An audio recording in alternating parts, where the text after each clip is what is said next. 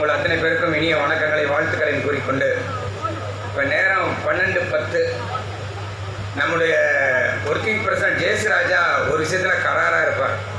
12:30 ஆச்சுன்னா எல்லோரும் சாப்பிட போகலான்றவாங்க. நீங்கள் எல்லோரும் சாப்பிட போனால் நான் யார்கிட்ட பேசுகிறேன் எனக்கும் தெரியல. அதனால் ஒரு சில விஷயங்களை பற்றி மட்டும் சொல்லுகிறேன். அந்த ரிப்போர்ட்டில் 2-3 விஷயம் விட்டு போச்சு. அது ஜூன் ரிக்கவரியோட இன்க்ரிமெண்ட் அது விட்டு போயிருக்கு. சிஜிஹெச்எஸ் ப்ராப்ளம் அது விட்டு போயிருக்கு. ரீஸ்ட்ரக்சரிங் ஆஃப் கேடர்ஸ் அது என்ன பண்ணியிருக்காங்கிறத சொல்ல விட்டு போயிருக்கு. இது எல்லாத்த விட அண்மையில் நம்முடைய பிரதம அமைச்சர் அவர்கள் ஒரு திட்டத்தை அறிவித்திருக்கிறார்கள். நான் அந்த திட்டத்தை என்னன்னு உங்களுக்கு புரிகிற மாதிரி சொல்லிடுறேன். நம்ம எல்லாம் ஏஜிஎஸ் ஆஃபீஸ், நம்ம எல்லாருக்கும் தெரிஞ்ச விஷயம் தான். அது ஒன்றும் புதுசாக இல்லை. பிரதமர் உக்ரைன்ல இருந்து அங்கிருந்து வர்றார்.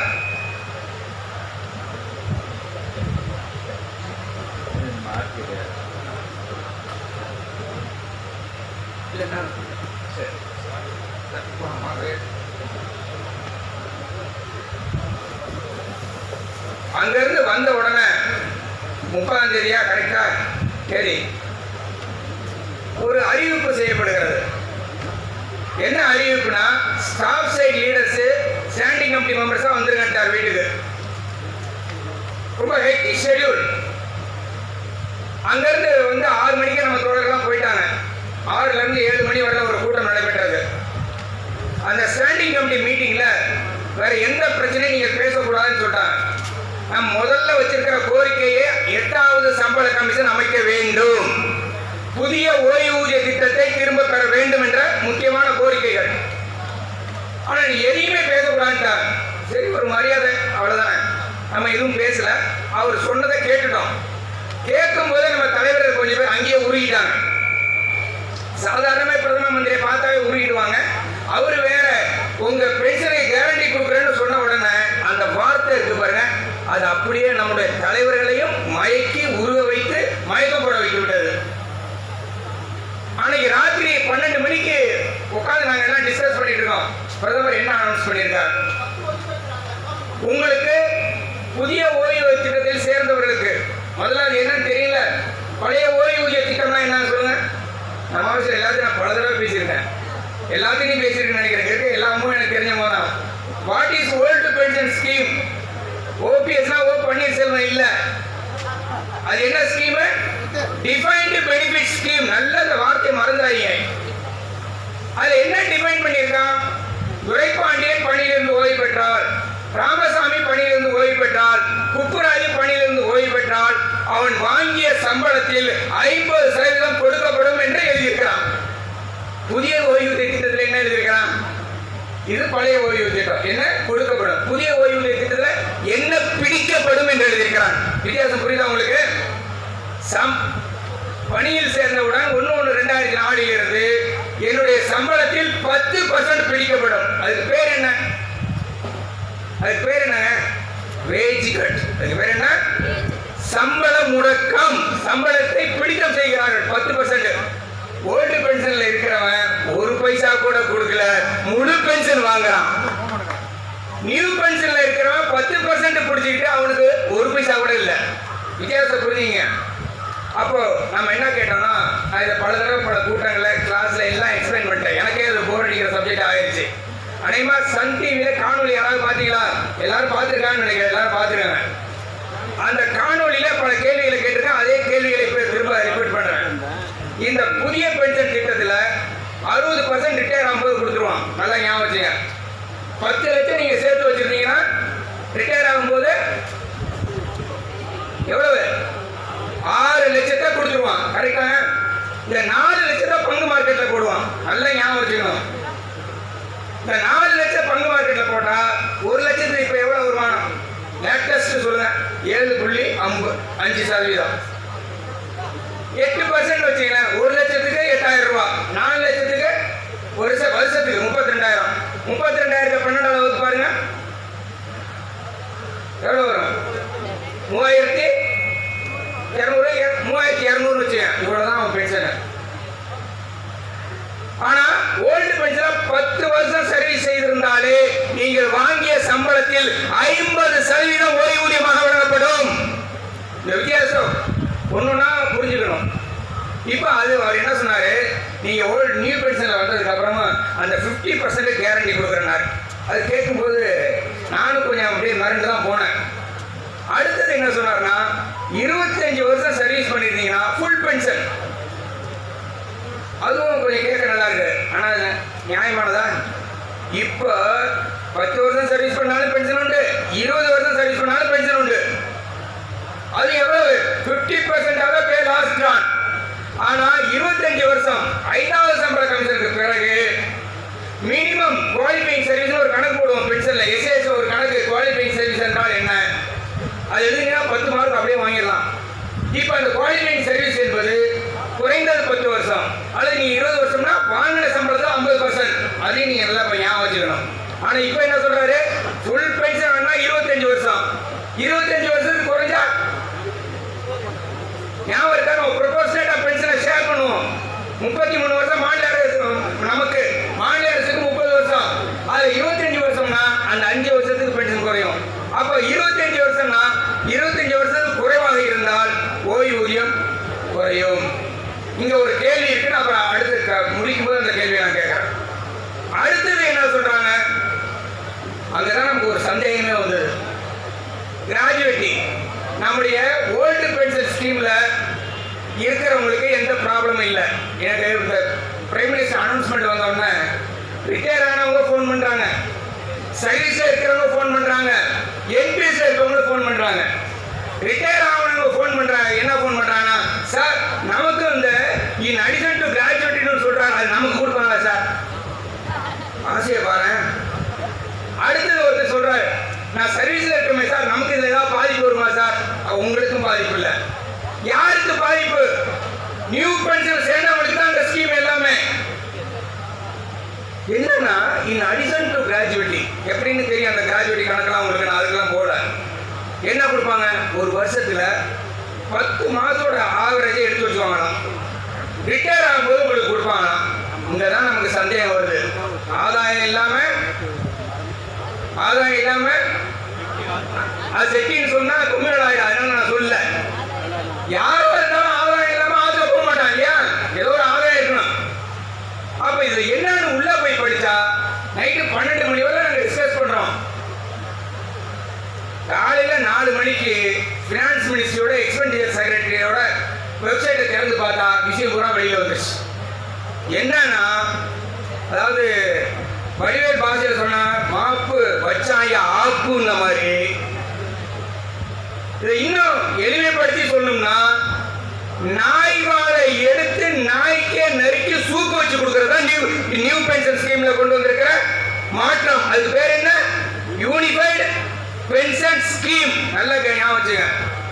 என்னையா அப்படி பண்ணியிருக்காங்கன்னா, நீங்க சேர்த்து வச்சீங்கன்னா 60%, அதையும் சேர்த்து 40% பங்கு சந்தையில் விளையாடுவான். நல்லா ஞாபகம் வச்சுங்க. 40% பங்கு சந்தையில் போவான். நம்ம அதுக்கு தான் கேரண்டி கேட்டோம். பங்கு சந்தை தான் கேரண்டி சொன்னாரு. ஞாபகம் இருக்கா? நம்ம சிதம்பரத்தோட பேச்சு திரும்ப போட்டிருந்தவன். We will not give any guarantee. Only the market forces will give guarantee சொன்னாங்க. ஞாபகம் இருக்குங்களா? அப்ப நம்ம கேட்டது என்ன? 60% கையில கொடுத்துருவேன். நான் போட்ட 10%, கவர்மெண்ட் கொடுத்த 14%, 24% அதுக்கான வட்டி, அதுல வர்ற ஒட்டுமொத்த தொகையா 60% கையில கொடுத்துருவீங்க. 40% பங்கு சந்தையில் போடுவீங்க. இப்போ நம்ம சந்தேகம் சரி என்று நிதித்துறையோட எக்ஸ்பெண்டிச்சர் கமிட்டி செக்ரட்டரியோட அறிக்கை தெளிவுபடுத்தி விட்டது. என்னன்னா, நீங்கள் ரிட்டையர் ஆகிற பொழுது உங்கள் கையில் 1 பைசா கூட கொடுக்க மாட்டோம். அந்த 60%ஐயும் பங்கு சந்தையில் போடுவோம். முடிஞ்சு போச்சுங்களா? அடிஷனல் கிராஜுவேட் எங்க இருந்து கொடுக்க போறாரு? நம்ம பணத்துல இருந்து. பென்ஷன் எங்க இருந்து கொடுக்க போறாரு? நம்ம பணத்துல இருந்து. நான் நிறைய புள்ளி விவரங்கள் வச்சிருக்கிறேன். நம்ம சேர்த்து வச்சிருக்கிற பணம் 10,53,698 கோடி ரூபாய். மத்திய அரசு ஊழியர்கள், மாநில அரசு ஊழியர்கள் சேர்த்து வச்சிருக்கிற பணம். இந்த பணம் எங்க இருக்கு? நியூ பென்ஷன் என்ன பண்ணுவாங்க? எல்லாத்தையும் நீங்க கொடுக்குற பணம், கவர்மெண்ட் கொடுக்குற பணம் எல்லாத்தையும் சேர்த்து எங்க கொண்டு போய் கொடுப்பான்?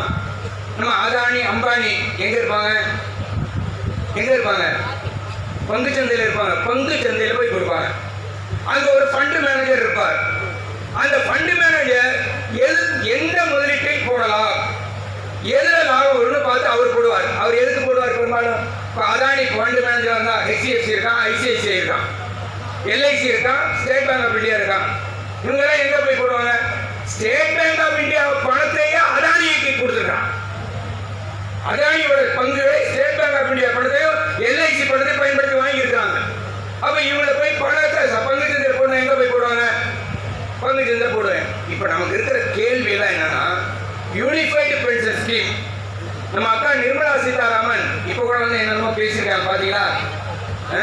நான் அதுக்கெல்லாம் நம்ம பதில் சொல்ல, அது என்னுடைய காணொலியை பாருங்க தெரியும். அந்த அக்கா என்ன போய் சொல்லனா, நம்ம நாட்டில் பினான்சியல் டிசிப்ளினே இல்லாம போயிடுச்சான். ஒவ்வொரு மாநிலத்தில் ஒரு மாதிரி பென்ஷன். நாங்க வந்து நியூ பென்ஷன் ஸ்கீம் அறிமுகப்படுத்திட்டோம். ஆனா சில மாநிலங்கள் அதை மீறி சில நடவடிக்கை எடுத்தாங்க. என்ன நடவடிக்கை எடுத்தாங்க? ஓல்டு பென்ஷன் ஸ்கீமை 5 மாநிலங்கள் மீண்டும் கொண்டு வந்து விட்டார்கள். நீ ரொம்ப பெருமைப்படுங்க, மகிழ்ச்சியும் பெருமையும் படணும். ஏன்னா எந்த காங்கிரஸ் சர்க்கார் சட்டமாக மாற்றியதோ அந்த காங்கிரஸ் மாநில அரசுகளே பழைய ஓய்வூதிய திட்டத்துக்கு திரும்பி விட்டார்கள். இது யாருடைய வெற்றி? மத்திய அரசுடைய மகாசம்மேளனத்தின் முழுமையான வெற்றி நம்முடையது. போராடினோம், 5 மாநிலத்தை அமல்படுத்திட்டான். இப்ப 5 மாநிலத்தை தேர்தல் வரப்போகுது. இந்த ராகுல் காந்தி சும்மா இல்லாம எங்க போனாலும் நாங்கள் ஆட்சிக்கு வந்தால் நான் மீண்டும் பழைய ஓய்வூதிய திட்டத்தை கொண்டு வருவேன் சொல்லிட்டு இருக்கார். இப்ப இதை எப்படி குழப்ப முடியும்? பெரும்பாலும் நாங்க குழம்பின குட்டையில தான் மீன் பிடிப்போம். அப்பதான் நல்ல நல்ல மீனா கிடைக்கும். குழம்பின குட்டையில மீன் பிடிக்கிறதா வசதியானது.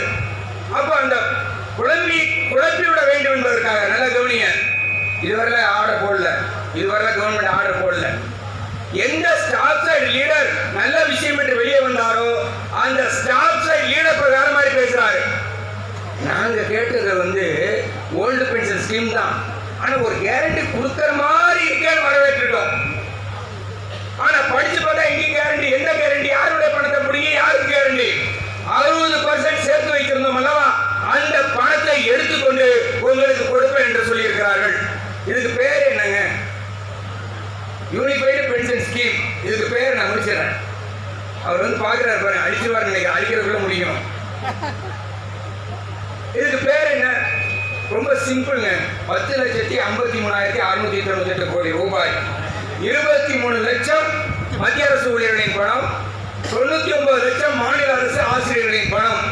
இந்த 10,53,698 கோடி ரூபாயை பங்கு சந்தையிலேயே நிலையாக தொடர்ந்து வைத்திருப்பது, அவ்வளவுதான். அந்த பணத்தை எடுக்கக்கூடாது. அந்த பணம் அப்படியே இருக்கும். அந்த பணம் யார் பயன்படுத்துவா?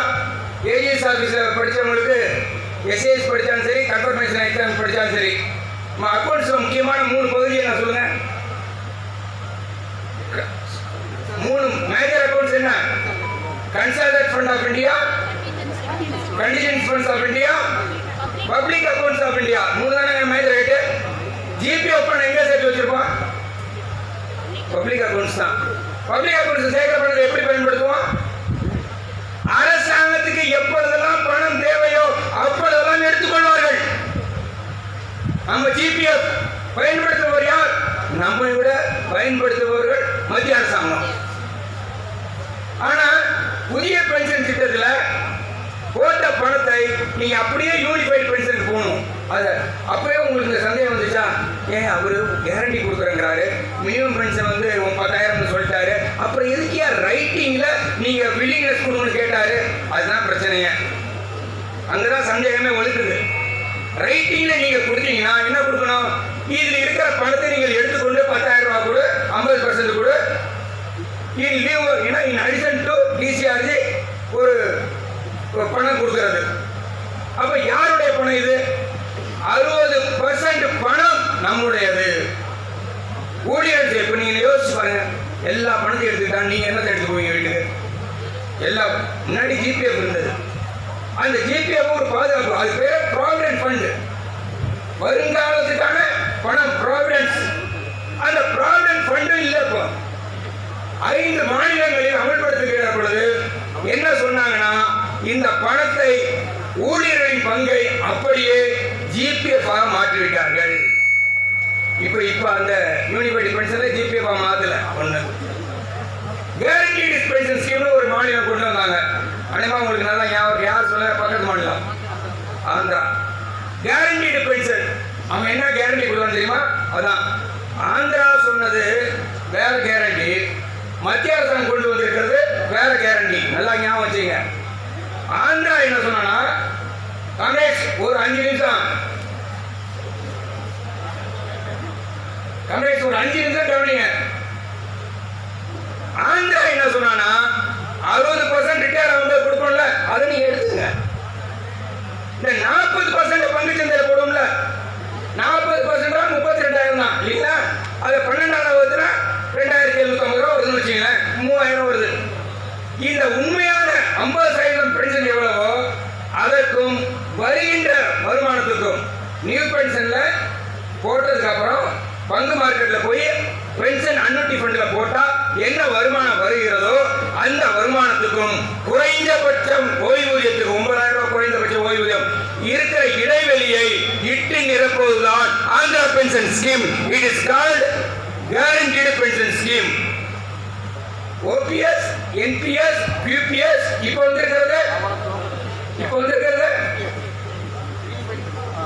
Unified pension scheme. அப்ப இந்த யூனிஃபைடு பென்ஷன் ஸ்கீம் என்பது ஏற்றுக்கொள்ள முடியாதது, ஏமாற்றுகிற ஓய்வூதிய திட்டம். ஒருங்கிணைந்த ஓய்வூதிய திட்டம் இல்ல, மத்திய அரசு ஊழியர்களையும் மாநில அரசு ஊழியர் ஏமாற்றுகிற ஒரு திட்டம். நம்முடைய பணத்தை நம்மை கையெழுத்து போட சொல்லி அவர்கள் எடுத்துக்கொள்கிற திட்டம். நிரந்தரமாக பங்கு சந்தையில் இந்த பணம் இருப்பதற்கான ஏற்பாடுதான். அதனால ஸ்டாஃப் சைட்ல இப்ப நாம பேசினது சொன்னது எல்லாம் தப்புன்னு யோசிக்க ஆரம்பிச்சாச்சு. ஏற்கனவே மகிழ்ச்சியோடு சொல்கிறேன், தமிழ்நாடு முழுவதும் confederation of central government employees workers எல்லா அலுவலகங்களையும் ஆர்ப்பாட்டம் நடத்தி இருக்கிறோம். அப்ப இது ஏற்றுக்கொள்ள முடியாத ஒரு ஓய்வூதிய திட்டம். நாம் கேட்பது என்பது ஓல்டு பென்ஷன் ஸ்கீம் மட்டுமே. ஓல்டு பென்ஷன் ஸ்கீம் தவிர வேற எந்த பென்ஷன் திட்டம் வந்தாலும் அதை போராடி முறியடிப்போம் என்பதுதான் நம்முடைய குறிக்கோள். அடுத்த சில விஷயங்கள் விட்டு போச்சு சொன்னேன். அது ஜாயிண்ட் கன்சல்டேட்டிவ் மிஷினரின்னு ஒன்று வச்சிருக்காங்க. அது பெரும்பாலான நேரங்களில் எப்படி இருக்குன்னா ஜாயிண்ட் கான்ஸ்பிரசி மிஷினரியாக தான் இருக்கிறது. இந்த வார்த்தையை சொல்வதற்கு மன்னிக்கும், ஏன்னா நம்மளும் பார்ட்டிசிபேட் பண்றோம். பெரும்பாலான நேரத்தில் என்ன கூட்டு ஆலோசனை குழுவாக செயல்படவில்லை, கூட்டு சரி குழுவாகத்தான் செயல்பட்டிருக்கிறது. அதுல நிறைய விஷயங்களை பேசியிருக்கிறோம். அதுல என்ன ஆச்சரியம்னா கவர்மெண்ட் ஒத்துக்கிட்டாங்க. இந்த ஜூன் ரிட்டையரிஸ் இருக்காங்கல்ல, அந்த ஜூன் ரிட்டையரிஸுக்கு இன்கிரிமெண்ட் கொடுக்கணும்னு ஒரு டிமாண்ட். நீங்க எங்கேயாவது கேள்விப்பட்டீங்களா? 143 அப்பீல் ஃபைல் பண்ணி அந்த 143 அப்பீலும் ரிஜெக்ட் ஆயிடுச்சு சுப்ரீம் கோர்ட்ல. 143 அப்பீல். இந்த கவர்மெண்ட் தான் லா ஆஃப் லிட்டிகேஷன் கொண்டு வந்திருக்காங்க. லா ஆஃப் லிட்டிகேஷன் என்ன அர்த்தம் தெரியுமா உங்களுக்கு? தேவையில்லாம வழக்குகளை கொண்டு வரக்கூடாது. அது அரசாங்கமாக இருந்தாலும் சரி, தனி நபராக இருந்தாலும். ஆனா இந்த அரசாங்கமே 143 ஸ்பெஷல் அப்ளிகேஷன் போட்டு ஸ்டே கட்டதுக்கு அப்புறம் ரிஜெக்ட் பண்ணி தள்ளுபடி பண்ணிட்டாங்க. அதை ஏற்றுக்கொள்கிறேன் என்று செப்டம்பர் தேசிய கூட்டத்திலேயே ஒத்துக்கொண்டு விட்டார்கள். ஆனால் ஏற்றுக்கொண்டாங்க, ஆனா ஆர்டர் மட்டும் இன்னும் வரவே இல்லை. அடுத்தது என்ன? இந்த ஒரு தோழர் வந்து ரொம்ப பர்சனலாக ரிக்வெஸ்ட் பண்ணார், இந்த கம்யூட்டேஷனை பற்றி பேசுகிறேன். நீங்க போன சம்பள கமிஷன், அதுக்கு முன்னாடி சம்பள கமிஷன், இந்த ரெண்டுலையுமே நம்ம கோரிக்கை என்னன்னா கம்யூட்டேஷன் பீரியட் என்பது 10 வருஷத்துக்கு மேலே இருக்கக்கூடாது என்பதுதான். நம்முடைய எல்லாம் உள்ள மோடி அவர்கள் ஆட்சி புரிந்த குஜராத்தில் கூட 12 வருடம் தான் கம்யூட்டேஷன். எவ்வளவு? குஜராத்திலே 12 வருஷம் தான். ஆனா இப்ப 15 வருஷம். அது ரொம்ப டீட்டெயிலுக்கு போகல. அன்னைக்கு ரேட் ஆஃப் இன்ட்ரெஸ்ட் எவ்வளவு, இன்னைக்கு ரேட் ஆஃப் இன்ட்ரெஸ்ட் எவ்வளவு, வித்தியாசம் பெருசா இருக்கா? அப்ப நாம 100 ரூபாய் ஒத்தி வைக்கிறோம் என்றால், கம்யூட் செய்திருந்தோம் என்று சொன்னால் 160 ரூபாய் கட்டி கொண்டு இருக்கிறோம். இதை மறுபரிசீலனை செய்ய வேண்டும் என்று கோரிக்கை வைக்கிற பொழுது 12 வருடத்தை ஏற்றுக்கொள்கிறோம் என்று சொல்லி ஜேசிஎம்ல முடிவெடுத்து விட்டார்கள். ஆனா அந்த ஆணை பிறப்பிக்கவில்லை. இதுதான் நடந்திருக்கிற விஷயங்கள். அடுத்த ஒரு முக்கியமான விஷயம் சிஜிஹெச்எஸ் ப்ராப்ளம். இந்த சிஜிஹெச்எஸ்னாவே ப்ராப்ளம் தான். இப்போ நம்ம டாக்டருக்கே மருந்து சொல்ல வேண்டியிருக்கு, மாத்திரை சொல்ல வேண்டியிருக்கு. நம்ம சிஜிஹெச்எஸ் இதை ஏற்கனவே ஒரு டாக்டர் வந்து பேசுறாங்க. பார்த்தீங்களா? அந்த டாக்டர் ஒரே மாதிரி பேசுறத கவனிச்சிங்களா? அந்த அம்மா அன்னைக்கு என்ன சொன்னாங்க? பி செல்ஃபிஷ்னாங்க. கரெக்டா? அந்தாமா டாக்டர் ஜெயஸ்ரீ போன வருஷம் பேசும்போது, இப்போ வந்து டாக்டர் என்ன சொன்னாரு? Be selfish. உங்கள் உடலை பார்த்துக் கொள்ள வேண்டும் என்பதற்காக அவ்வளவு திருப்பி திருப்பி சொல்றாங்க. நம்ம சிஜிஹெச்எஸ் ஹாஸ்பிட்டல் போனீங்கன்னா, உதாரணத்துக்கு என்னையன்னு எடுத்துக்கங்களேன். நான் ஒரு டயபெட்டிக், ஒரு 40 வருஷம் மாத்திரை மருந்து சாப்பிட்டு இருக்கேன். அந்த 40 வருஷம் மருந்து மாத்திரை சாப்பிட்டு ஒரு நாள தனி வெளியே தான் வாங்கினேன். சரி, சிஜிஹெச்எஸ் ரிட்டையர் ஆன அப்புறம் கொஞ்சம் வசதி கம்மி தானே, சிஜிஹெச்எஸ்ல போய் வாங்கலாம்னு போய் வாங்கினா எப்போ டெஸ்ட் பண்ணாலும் சக்கரை அதிகமாகவே இருக்கு. அப்போ நானா ஒரு முடிவு பண்ணேன், இன்னும் இந்த மாத்திரையை வச்சிருவோம், ஒரு 15 நாளைக்கு நம்ம கடையில் வாங்கி சாப்பிடுவோம்னு சொல்லி கடையில் வாங்கி சாப்பிட்டேன். மாத்திரை சாப்பிட்டதுக்கப்புறம் டயபெட்டிக் கண்ட்ரோல் ஆயிடுச்சு. நான் போய் அந்த டாக்டர்கிட்ட கேட்டேன், ஏஎஸ் முருகன் ஒரு டாக்டர் இருக்கார். டாக்டர், நீங்கள் கொடுத்த மாத்திரையை சாப்பிட்டேன், ஆனால் எதுவுமே கேட்கலையே. தூக்க மாத்திரை கொடுத்தாரு, தூக்கமே வரல. நான் அந்த டாக்டர்கிட்ட கேட்டேன், இது என்ன டாக்டர்னு? நீங்கள் சொல்கிறது அவ்வளோ உண்மை சார், எங்களுக்கு வேறு வழி இல்லை, எங்களை ப்ரைவேட்டாக எந்த மாத்திரையும் எழுதக்கூடாதுன்னு வேறு சொல்லிட்டாங்க. லோக்கல் பர்ச்சேஸில் கூட நாங்கள் ஜெனரிக் மெடிசன் தான் கொடுக்குறோன்னு சொன்னாங்க. ஆனால் ஜெனரிக் மெடிசன் லேட்டாக தான் க்யூர் ஆகும், அதனால் நீ இம்மிடியட்டாக ரிசல்ட்லாம் எதிர்பார்க்க முடியாதுன்னு அவரு சொல்லிட்டார். இது ஒரு பக்கம். இன்னொரு பக்கம் என்னன்னா, ரெஃபரல் ஹாஸ்பிட்டல்ஸ். இந்த ஜெனரிக் மெடிசன்கிறத மாற்றவே முடியாது, அது பிரைம் மினிஸ்டருடைய கனவு திட்டம். அந்த பிரைம் மினிஸ்டர் கனவு திட்டத்தின்படி மாத்திரை விலையை குறைக்க வேண்டும் என்பதற்காக ஒரு ஏற்பாடு. ஆனால் அதில் அந்த சர்டிஃபிகேட்டுக்கு பாருங்க, அதோடைய என்ன சொல்லுவீங்க, திறன், அது என்ன பாருங்க, குவாலிட்டி மட்டும். அதுக்கு ஒரு வார்த்தையை அவங்க பயன்படுத்துவாங்க, எஃபிகசி ஆஃப் தி டேப்லெட். அதுக்கு சர்டிஃபிகேட் நான் கேட்டேன், எனக்கு இந்த மாத்திரை கொடுத்தீங்களே, இந்த மாத்திரை எந்த லேபில் வச்சு டெஸ்ட் பண்ணி எஃபிகசி சர்டிஃபிகேட் வாங்கினீங்கன்னு கேட்டேன். அந்த டாக்டர் அம்மா சொன்னாங்க, வெளியில சொல்லாதீங்க, அப்படி எந்த சர்டிஃபிகேட்டும் எங்கள்கிட்ட இல்லை. பெரும்பாலும் என்ன, யார் மேல பாரதப்படுவோம்? ஒன்றும் முடியலன்னா யார் மேல பாரதப்படுவோம்? ஒன்றும் முடியலன்னா யார் காப்பாற்றுவோம்? நம்மள கடவுள் தான். இப்போ அந்த சிஜிஹெச்எஸ் இப்போ என்ன ஆகி போச்சுன்னா, ரெஃபரல் ஹாஸ்பிட்டல் அது குறைஞ்சிக்கிட்டே வந்துருச்சு. ஏன் குறைச்சுன்னா, ரெஃபரல் ஹாஸ்பிட்டல் கொடுக்க வேண்டிய பணத்தை கவர்மெண்ட் ஆஃப் இந்தியா பணமே இல்லாத காரணமாக கொடுக்க முடியல. கவர்மெண்ட் ஆஃப் இந்தியாவுக்கு பணமே இல்லை, அதனால கொடுக்கல. கொடுக்காதனால நீ உள்ள வராதங்கிறான். நம்மளால ஒரு ஆள் மியாட்டில் போய் பெரிய சண்டையாக வந்துருச்சு. ஏன்னா வித்ரா பண்ணது அவனுக்கு தெரியல, எழுதி கொடுக்குற டாக்டருக்கு வரல. இவர் பாட்டு மியாட்டுக்கு எழுதிட்டாரு, இவனும் போயிட்டான். போன அப்புறம் அந்த அவனுக்கு பெரிய சண்டை. அப்போதான் அவர் சொல்றாரு, எங்களுக்கே 100 கோடிக்கு மேலே வரணுங்க, நாங்கள் 100 கோடிக்கு மேலே கடன் வச்சு தான் மருத்துவம் பண்ண முடியாது. மருத்துவம் பண்ணுறதே எதுக்காக பண்ணுறாங்க? பிஸ்னஸ் தானே. பள்ளிக்கூடமும் மருத்துவமும் என்ன, மரியாதையும் உண்டு, பணமும் உண்டு, அதுக்கு தான் வச்சிருக்கிறோம். ஒன்றும் மக்களுக்கு சேவை செய்யறதுக்கான பிரச்சனை. இப்போ என்னன்னா, பல ஹாஸ்பிட்டல் இதை விட்டு வெளியேறி விட்டார்கள், சில மருத்துவமனை வந்திருக்கிறது. நாம் என்ன சொல்றோம்னா, எந்த ஆஸ்பத்திரிக்கு போனாலும் போற பேஷண்ட்டை பணம் இல்லாமல் மருத்துவம் செய்ய வேண்டும் என்ற கோரிக்கையை வைத்திருக்கிறோம். Cashless treatment, cash free treatment. அப்ப ஆல் இந்தியாவில பேசியிருக்கிறோம், இங்கேயும் பேசிக்கிட்டு இருக்கிறோம். நான் என்ன சொல்றேன்னா, இன்னைக்கே கூட ஒரு தேதி அறிவிக்கலாங்கிறேன். நான் சிஜிஹெச்எஸ் முன்னாடி போய் ஒரு தர்ணா உட்காருவதற்கான ஒரு தேதியை அறிவித்து நாம் செயல்பட வேண்டி இருக்கிறது என்பதையும் கூறிக்கொண்டு, மீதி எல்லாம் அறிக்கை நீங்க எல்லாரும் படிப்பீங்க. அப்படி ஏதாவது விமர்சனம் பண்ணோம்னா அடுத்தது ஒரு கூட்டம் போடுறோம், அங்க வந்து நீங்க விமர்சனத்தை நடத்தலாம், ஓய்வூதிய கூட்டத்தை இதை பற்றி பேசலாம் என்று கூறிக்கொண்டு, பெருந்திரளாக வந்திருக்கிற பல அலுவலகத்திலிருந்து வந்திருக்காங்க.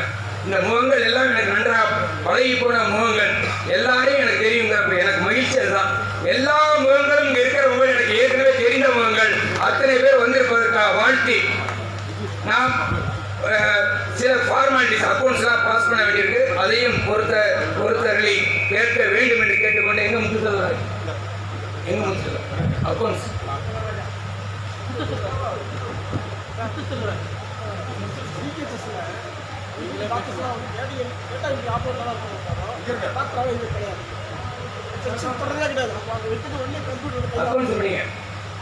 தோழர் பாச்சா என்ன சொல்றாருன்னா, சாரி அவர் பேர் பார்த்த சாரதி, நாங்க கூப்பிடுறது பாச்சா.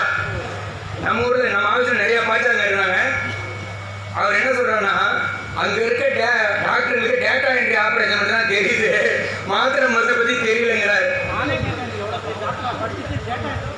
இல்ல, இப்போ நீங்க பாத்தீங்கன்னா அவங்களுக்கு ட்ரைனிங் கொடுத்து மாத்திரை மருந்து ஆன்லைன்ல தான் ஆர்டர் பண்றாங்க.